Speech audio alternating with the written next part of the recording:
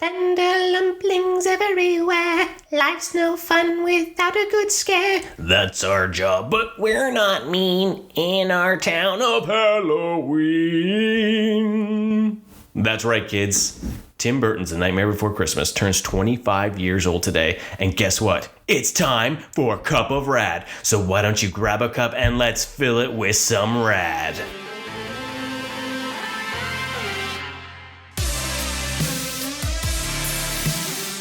And now two citizens of Halloween Town that are simply meant to be your hosts, Mike and Katie. Welcome, tender lumplings, to this very special episode of Cup of Rad, where full RADnesia is going to kick in, and we're going to discuss something very special to Katie and I. This next segment may make you feel old, but Tim Burton's A Nightmare Before Christmas is 25 years old this year. That's right, the citizens of Halloween Town have been creeping through the pumpkin patch since 1993. You know, 93 is a huge anniversary year for a lot of films. You're looking at Batman, Mask of the Phantasm, 25 years. Hocus Pocus, Mighty Morphin Power Rangers, Jurassic Park, Schindler's List, Tombstone, Groundhog Day, What's Eating Grilled Grape, Mrs. Doubtfire, and the list continues to go on. Animaniacs. But the film we're discussing in RADnesia is Nightmare Before Christmas. Tim Burton's A Nightmare Before Christmas, fusing Christmas and Halloween into one film. It's absolutely perfect. When I saw those trailers, and this will date me back on Jurassic Park, when I saw that in theaters, my mind was blown. Oh, no doubt. Seeing this different style of animation, because really the stop motion wasn't really used at all. You saw it in some of those old films. Yeah, it was such a different style for the time being. It was definitely unique. And now you then get to see it, and it's a full movie of this. It's not some cheesy science fiction monster that was used in, Jason and the Argonauts. Well, it was impressive too because it was clean looking as well. Yes. It wasn't jagged or it had a polish to it. Yeah, and none of the characters were jerky. Yes, it was smooth. So when I saw that trailer, it was oh my God, I need to go see this. And I remember going opening weekend with my mom, and I was sick. I had to wear a coat. I was all bundled You're like, up. I will be there. And I was like, this is a movie that has skeletons and Santa Claus, and I was just like, because I was out of time. A whole town of Halloween. Yeah. And I love that. And because I wasn't fully really into a lot of the heebie-jeebie creepy stuff, because I was, still younger, but it was interesting to really be that doorway into the darker things that go bump in the night without getting into full horror, especially with the music being in the trailers. I grew up with the original Batman and Batman Returns and Edward Scissorhands and Beetlejuice, and hearing Danny Elfman's music again, it was very nostalgic because he uses so much of the same feeling. Well, Danny Elfman is one of your absolute favorite composers. I mean, his music is a perfect blend for you. Mm-hmm. It's got the different types of sounds. It's a very unique style for it. So I think having that in there really sold it. Creepy, but bubblegum. Yeah, it's right? Perfect for you. Yeah. It's bubblegum creepy. So I remember seeing it and loving it. It was just strange. It was unusual seeing the just all those visuals of Jack in Halloween Town and all the monsters together, all living together, all happy, and they're all like. Well, they did a good job, but those were happy, but the monsters were creepy, melting. But that's our job. But we're not mean, right? That was nice. You had Wolfman, and you had Harley Quinn Demon, Creature from the Black Lagoon. Was yes, the melting one, and the witches were just in the Draculas, the vampires I always thought were funny. And they were just so ridiculous. Yes, Well, yeah. All those kind of things. So it was really cool to see all of that. And then when it hit Christmas, and it was like that perfect blend. It's so bright and colorful. The elves are adorable. The little la la la la. What's this? What's this? There's children throwing snowballs instead of throwing heads. Yeah, I mean, we can sing the entire thing. I mean, we can talk all the talking parts, the singing parts, everything about it. I mean, if I hear it on a store playing, I will immediately. I have to sing it. It's such an important part, ingrained. Right? See, for me, I being a little younger, I didn't get to know it like in theaters like that, but I do have an older sister, and she really was in love with that film, and so she had bought the VHS for it, and we had that around the house, and she had a little figurine of Jack, which I actually still have. She ended up giving it to me. Yeah, it's in a little case. Yeah, so it was a little figurine, maybe about 5 inches tall or so, of Jack Skellington, and she hung it from her car rearview mirror. And she put a little thing of dried flowers in him. And so he was holding on to some dried flowers, and he was just this little figurine. When she didn't have that car anymore, she put it in this little black zipper bag. It was like a lipstick bag. And it was a perfect, because it looked like a little coffin. You could open up the zipper bag, and he was in this little black case. And I still have that. She gave it to me when we moved. And so I have this little weird memorabilia from my sister and from the movie. And it's a perfect tie for how I found that movie. And, you know, I didn't grow up with it in the same sense that you did, but once we met, it was like, oh, you like that too? And because back then it still was a hidden film. It wasn't mainstream at that time. Because it was still you know, Disney was too scared to put it under the Disney banner back then. Yeah. It wasn't until 2006. The Touchstone. It was Touchstone until 2006. Right. I remember when I first went and people were like, oh, what'd you do on the weekend? And I'd be like, oh, I went and saw Tim Burton's Night Before Christmas. Ew, why did you see that? It's all icky and gross and creepy. Yeah, but it's awesome because there's this talking skeleton dude and he's all like, you know, I'm going to take over Christmas because I'm Santa Claus. And everyone was just like... He wasn't even evil about it. That was great. Yeah. He's like, no, I need to do something different, you know? It was just, it's a weird shift in the whole paradigm of everything that is. Yeah, so when Katie and I were first dating, you know, we started talking and we found that, and I remember singing some of the stuff to her at some point, or, you know, I think probably said Tender Lumplings or something. He is an adorable, you know, singing voice when it comes to that type of stuff, and how much he loves it. So he would be my little Jack. Yes, and so we bonded over talking about that, and we found it, and it was really cool to be able to see that and have someone else like find the enjoyment of that creepy, fun movie that you know, because I had stuffed animals. Oh, okay. The Scary Teddy. Yeah, Scary Teddy. Right, I had that, and we got still Santa Jack. Yes, you know, we Santa have Jack. all that. And we have a whole shrine when it comes to Christmas decorations. Most of our Christmas decorations are either Mickey Mouse or Nightmare Before Christmas. Yeah, and it's mainly Nightmare. You know, that's you know. Every year, if we don't buy a new Nightmare ornament, something's weird. Yeah, so we're always looking for those. It was really cool to have that. So when we got together and all that, the film really became almost a bit more of a mantra, because when we were growing up, we found the romance part of it, and we used even in our programs and all that for our wedding, the, you know, my dearest friend, if you don't mind, I'd like to join you by your side, where we can gaze into the stars and sit together now and forever, for it is plain as anyone can see, we're simply meant to be. Right? So, and that's something still today. It's the idea of having a friend that you can be with, and I think that's a really good message that is in the film. Yes. But the whole underlying message of the film is not the romance. We have found that out. When you grow up and you rewatch it, what do you find out? You find out that the whole story is a giant midlife crisis of Jack.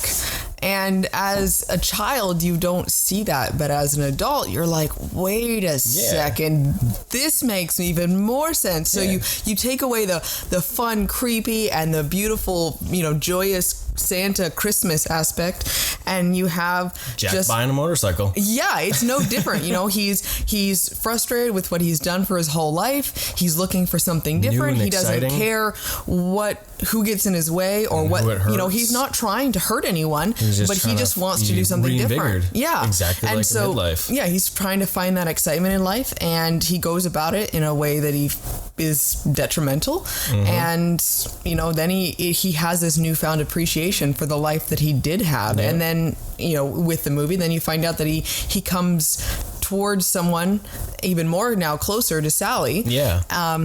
That was there to begin with. Yeah. And, you know, he finds this new enjoyment in life. Exactly. And he crashes his motorcycle and in fiery flames gets shot out of the sky. They love it. They're trying to hit us. But by God, I really tasted something swell. What the heck? I gone did my best. But so it's interesting. We see that, and with the shift now with the teenagers, nothing against them. I want everyone in the whole wide world to enjoy that movie. But we have to laugh when we are in line at Disneyland. Did you know that this ride is actually, the movie was based off this ride?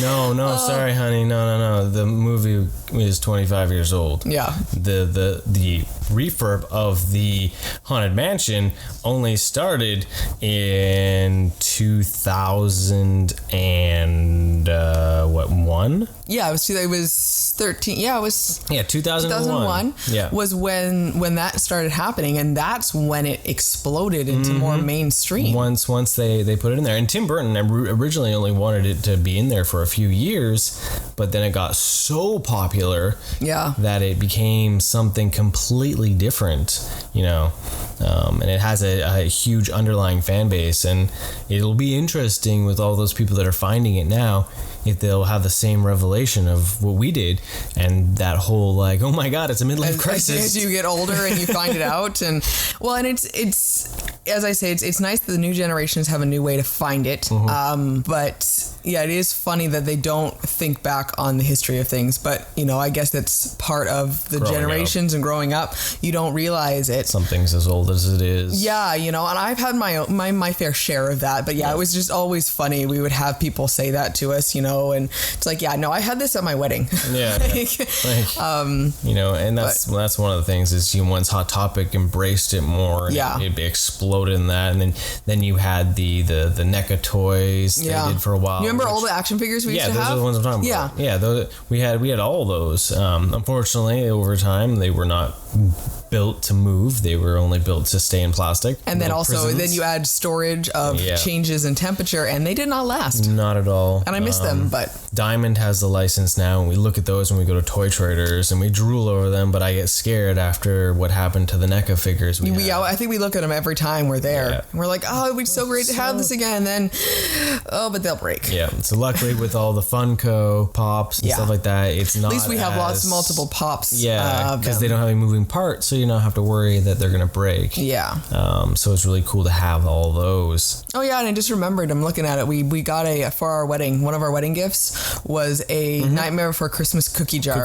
And we still have that. And it doesn't hold cookies. It doesn't hold cookies. It used to hold Halloween candy. Yeah, it used to hold the Mickey's Not So Scary Halloween candy when we go to Disneyland. Yep. And every year we'd pour it in there. So it just sits on our. It's a little Nightmare shrine on our shelf. It has our Nightmare vinylmation around it, and it's got an awesome pumpkin jack-o'-lantern on the top. It's got Zero, and one thing that's great too is we've been able to bring our son into the enjoyment of the movie. Yeah, well, he just finds it funny, especially the kidnap the Santa Claus, put him in a box, he loves bury him for many years and see if he still talks. He loves singing that. And a couple years ago when we did Disneyland for October, we Disney bounded. Well, it was more. No, it was a pretty good costume. Not really. No? I had a costume t-shirt on. Okay, and shorts. It was not bad. I had a Sally dress on, and I had the tights. Oh, it was still fantastic, but I wouldn't have called it costume. That's why I said bounding. Bounding, yeah. And then we made a Zero outfit shirt for Abe. It was just a white shirt for him, and then his hat we found was a white baseball hat, which was unbelievable that we actually found a white baseball hat.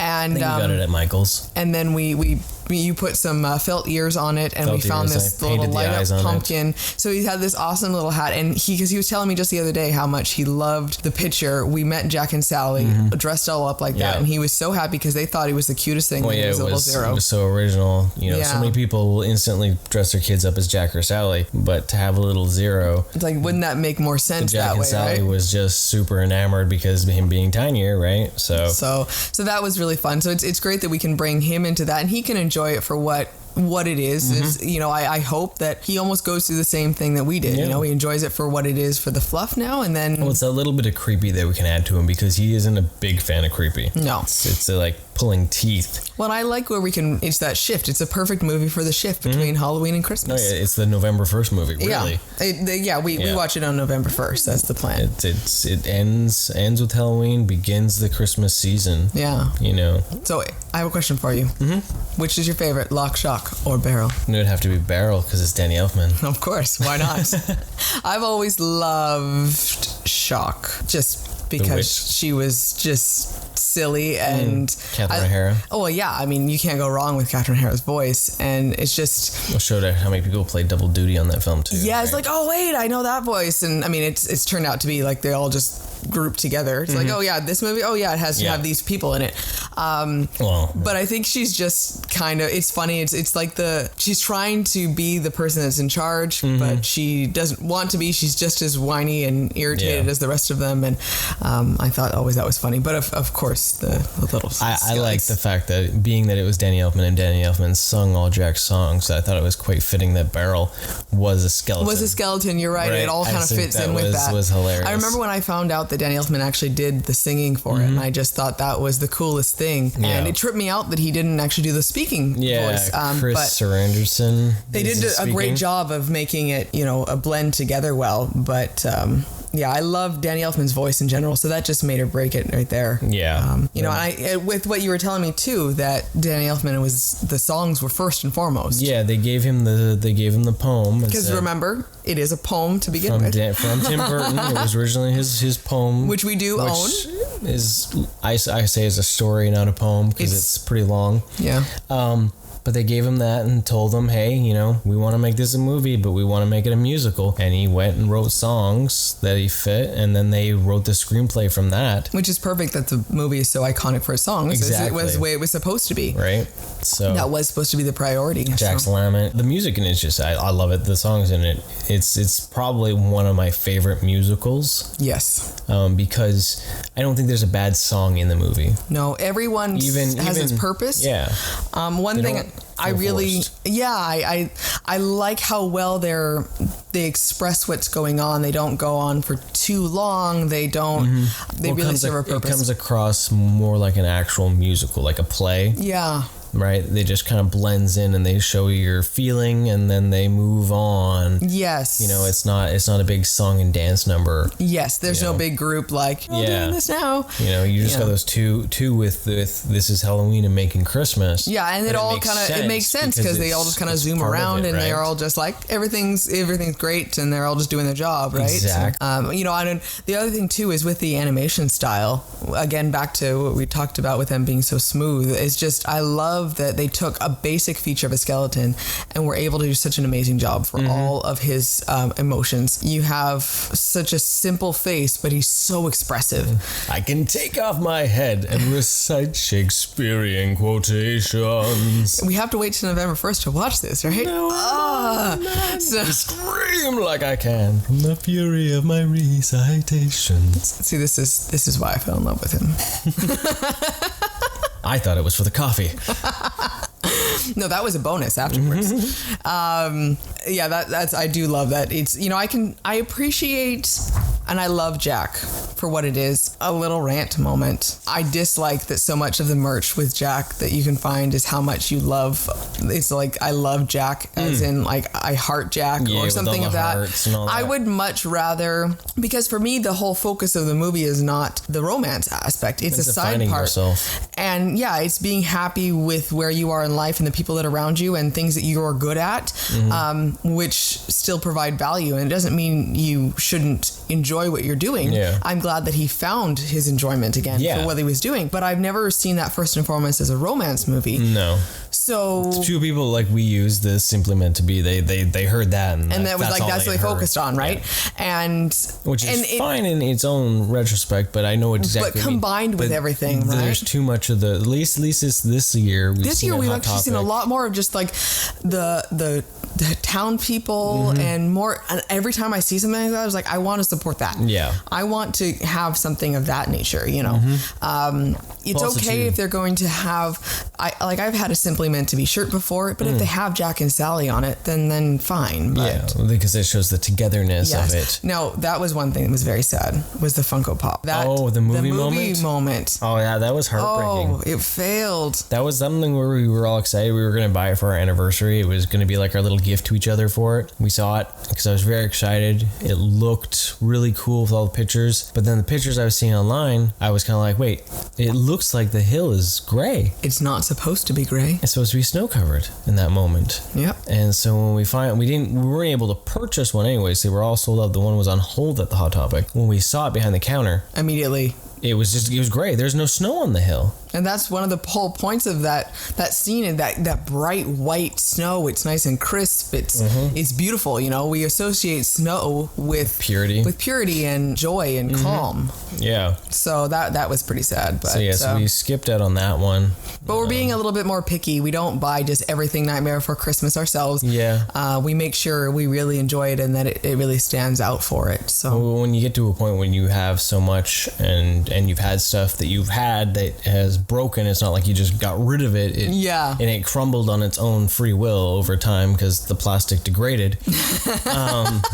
You kind of start questioning things, and you know, it's good though. You get that point in your life where yes, you can enjoy fandoms and you can find all these awesome things. Like just talked about buying turtles, and I had fun with turtles. You can still hold back and be like, you know what, maybe I don't need to buy into that right now. Yeah. And that's kind of cool, satisfying almost. Well, we love shopping, but we also are recognizing more and more the space, the space issues, and how wonderful experiences are for things. You know, so like even just the idea of having the picture, being able to meet Jack and Sally. I know it's not a famous person, but it's still fun to be able to see them because they're still characters. That photo that you can have on your wall is sharing that with our son, watching the movies, those types of things.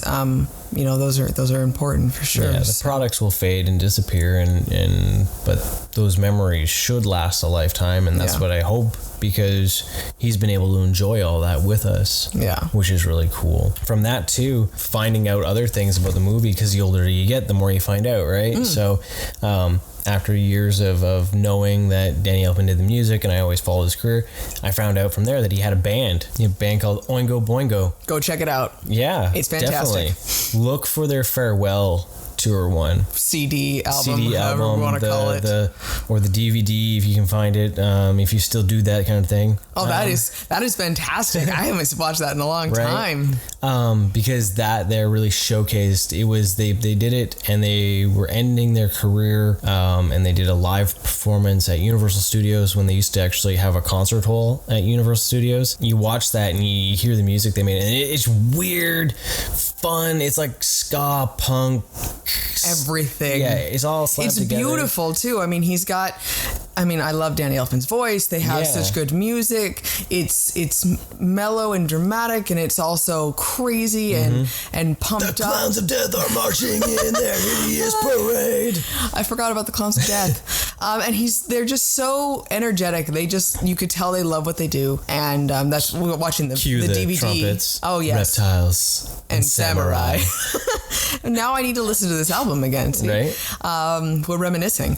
And Oingo Boingo is excellent. So what did you find out for Oingo Boingo though, that he used? Later on he uses Tender Lumplings in one of his songs. I thought it came before the movie, but it actually came after. So I think that's kind of interesting.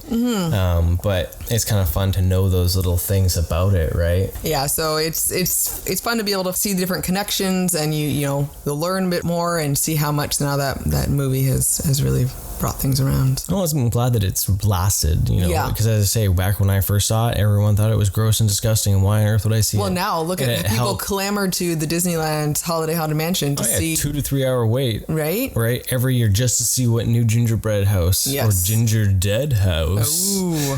Which, I mean, in my own sake, we're crying inside that we aren't seeing it this year.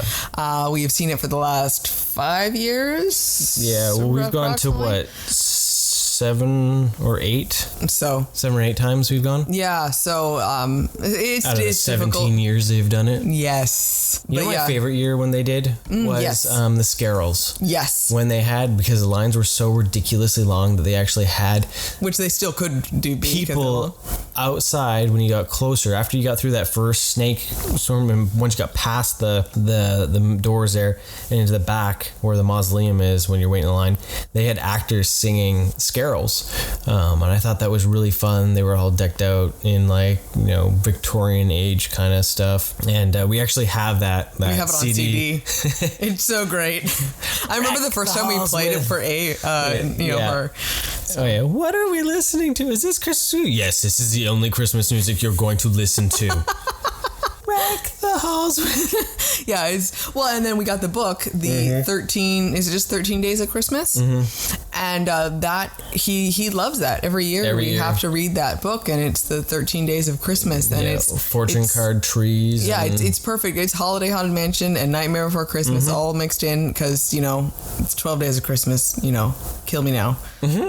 So this one is fantastic. It's our good brand of Christmas and Halloween fun for sure.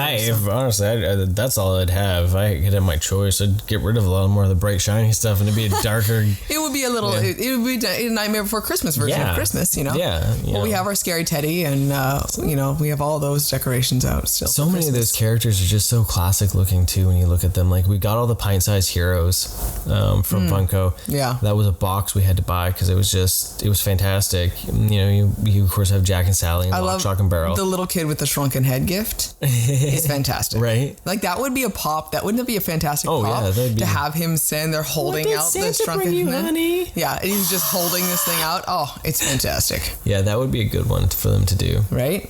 So Funko, if you're listening, if you want to listen to our podcast, just kid holding a shrunken head. That is our wish list. Can you also make the Snow White? Well, let's not get crazy. Let's go for the shrunken head kid. Okay, shrunken head kid. Yeah. Okay, we trying. Actually, you know what I would love to see is either the movie moment or the ride, or even a Dorb version. I'd handle that too. But his whole sleigh, the coffin sleigh, the reindeer. Yeah. Right. The fact that he uses a trash can. Yeah, I mean, of course. You know what's funny is I watched that movie so much, and yet I could still find new things because there's so much going on in the background. There's so many characters. Honestly, for how long I watched that movie not realizing it was a trash can.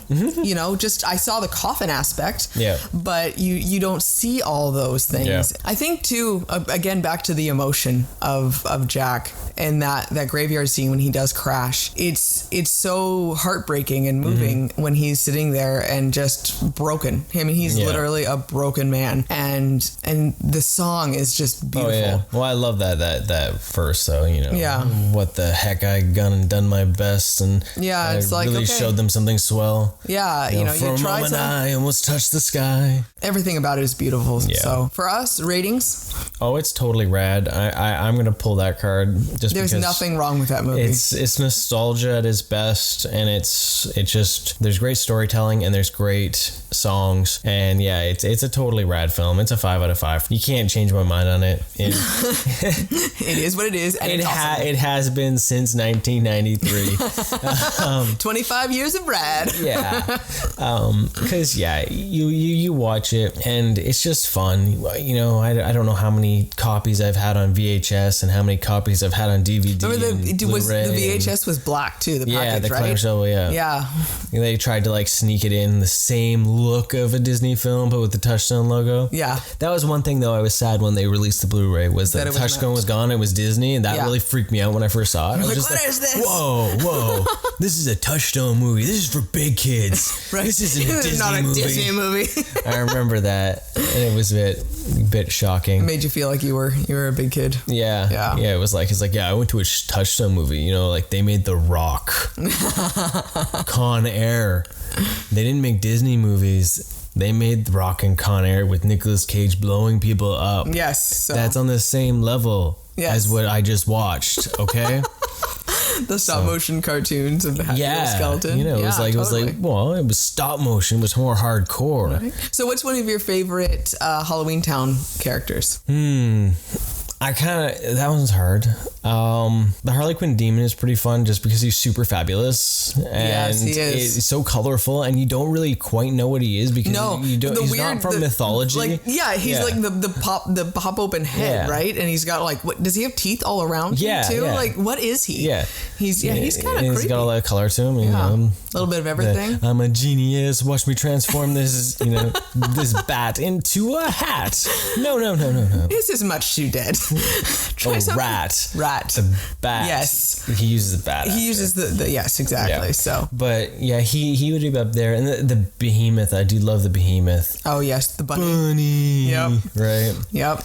Because he has no real purpose. Yeah. You never actually see him do anything. He just stands there and he's creepy. Yeah. Kind of reminds me of like Michael Myers or something like that. He's just Jason. he's just standing hulking in the corner. Yeah. So I've always, I mean, I know it's a little cliche, but Oogie is just so over the top ridiculous, He's charismatic. Yeah, I think that's what makes him more scary. Yes, and I think I love that ending scene with him and Jack, where Jack's like, you should be ashamed of how you treated my friends, and he's just like, he cowers around like, what are you talking about? I'm just gonna. He wants to be whoever will get him out of the hole that he's put himself in. Exactly. And I think that what makes him the big bad guy of the town, but yet he's still scared of Jack almost, and I thought that was interesting, right? Yeah, with the Christmas, I love his song that he's singing. The What's This song is just absolutely fantastic.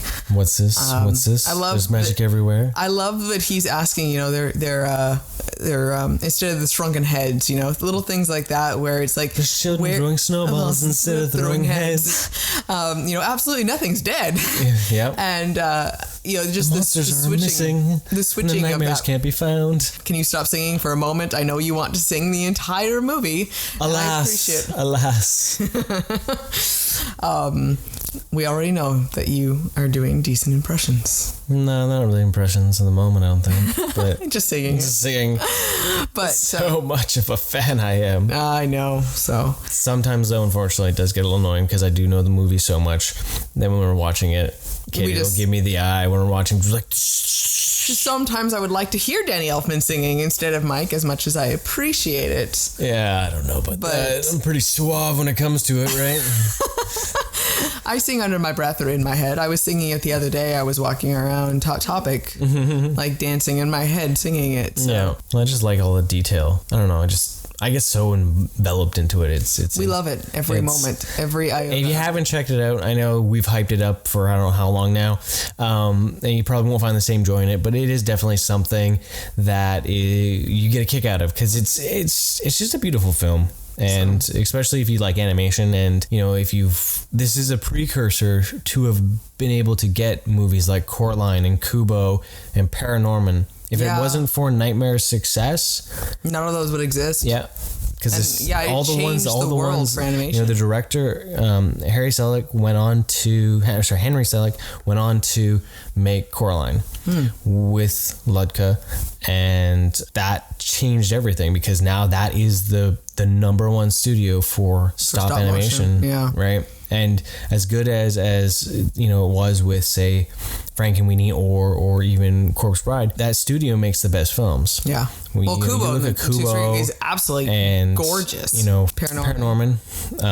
I wasn't a big fan of Box Trolls. Not that it wasn't a beautiful film. It was a little dry. It was a little dry. But like in Paranorman, that film is insane. Yeah. It's a lot darker, creepier. One of our to-do lists here for the next coming weeks here. So if it hadn't been for Nightmare, you would have never seen any of those other ones that are amazing. Yes. So I'm glad we enjoyed our cup of coffee here, and it's gone. Hopefully your cup is full though now. Yep. Ours is a little empty.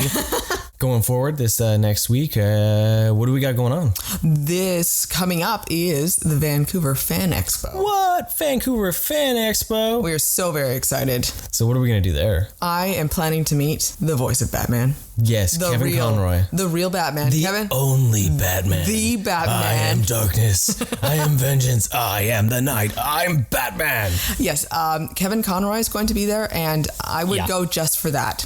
Kevin Conroy's there. Batman, the animated series.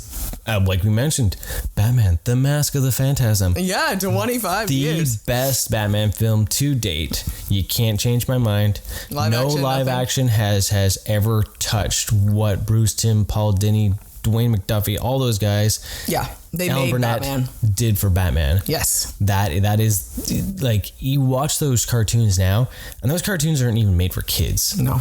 You watch them, and they're still made for adults. Well, we've just now been able to have our son really watch some of it, and he still doesn't have. He's a little. He's like, this is kind of dry, guys. When's more gonna happen? Because like when you're watching them in the way that they're made too, they're it's not all the fun films. They've had those basic mob stories, right? It's like I like the one we just watched with him when he lost his memory. Yeah.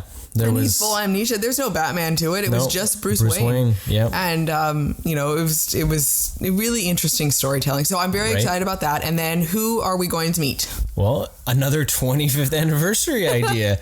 Jason David Frank's going to be there. Power Rangers. So we're going to meet the Green Ranger, the White Ranger for some, the Red Ranger, and then a second Red Ranger, which a lot of people don't talk about. And then from that, Black Ranger. So one of the biggest, definitely a big part legacy of Power Ranger history, which will be really excited because after David Yost, that's my son's favorite Ranger for sure. Yes. And I really enjoyed the Tommy character, so it'll be really exciting to see him. And then who else is there we're hoping to meet? The big red man himself. Ron Perlman's going to be there, which I'll be pretty excited. I'll be packing up my Hellboy pop. I'm hoping to get that signed. That'd be awesome. Because he's going to be there, and that's going to be pretty awesome to meet him because I love the old Hellboy movies. I'm excited for the new one. I'm still waiting for a trailer. Lionsgate, I don't know what your deal is. You gave New York Comic Con the trailer, not everybody else. Yeah, that's not cool. I definitely want to meet him because and he also does a lot of voices in animation, which you might not realize. For Ron Perlman. Yeah. He was Slade in the Teen Titans, not Teen Titans Go, but Teen Titans. Which we just started watching now. We started watching that, yeah. And I'm glad that my son got a kick out of that. He loves Teen Titans Go. Yeah. So it's cool to see that because that show is really good. Ron Perlman was also on Troll Hunters for a bit. He was Bulger. Oh yeah. And then he's done other things. He was in Batman the animated series at some point. I think he was Croc or something like that. Like he's done a lot of things that way too. So it's really cool. So we're gonna see him. Yeah, I'm very excited about this. It'll be a really fun time. And then there is one more big one we're hoping to see. Aquaman's gonna be there. Jason Momoa. I'm very excited about that. I will only be excited if he's wearing that orange and green. Oh, that's the only way? Yeah, no. Then otherwise, I'll be in the picture by myself. So, I'm good. Unless he takes his shirt off. Well, that's how we see him in the movie, I guess. Yeah, so I don't want to. He should be. He should be. He should be. Green. No. We could hope. So there's a few people. Last year we went, we weren't really prepared for it because we had a big just move. moved to the area. But we got to see David Yost and we got to see Rob Paulson again and Maurice LaMarche. LaMarche, that was cool, which was fantastic. We got to see the Pinky and the Brain. We got to hang out with them together, and it was just that was cool. Surreal right there. Besides that. I don't know if there's really... and Finn's going to be there from... Zeb from Star Wars Rebels. And then, the voice of Finn from Adventure Time. So we'll see how things go. Might be able to at least get a few highs and hoes there. Yeah, so definitely we're going to be posting stuff on our social media for sure. So Instagram probably. Instagram and Twitter. Yeah, so check out Cup of Rad on there. Facebook, we will be doing stuff probably a little later, but for the quick burst. Yeah, it'll be definitely Instagram, probably our story. Instagram, the story. You'll probably see some stuff. Yeah. But it'll be fun to walk around there. I'm excited to look at some of the artists this year. Yeah, pay a little bit more attention to those. Yeah, because there's some real comic book artists there, so it'll be cool to see. Yeah, so our next podcast will be talking about that. And some reactions of those. I'm sure it'll be full of fun and excitement. So. And then we'll also be talking about a little bit of the TV next time too, because we're probably going to want to talk a little bit about what's going on in American Horror Story. Probably. Because there are some things going there, and a little bit on Riverdale because that started up. Oh, I'm super excited for Riverdale. And there might be a little bit of RADnesia. Always. Because I know you guys love that. Well, thank you for all listening. It has been a blast. Hopefully you filled up your cup with something good that made you feel rad. And, we will talk to you later. Thank you for listening. Love this episode of Cup of Rad? Please subscribe so you don't miss any Rad content. And remember to rate and review the episode. Make sure to follow us on Facebook, Instagram, and Twitter to keep your cup full between episodes.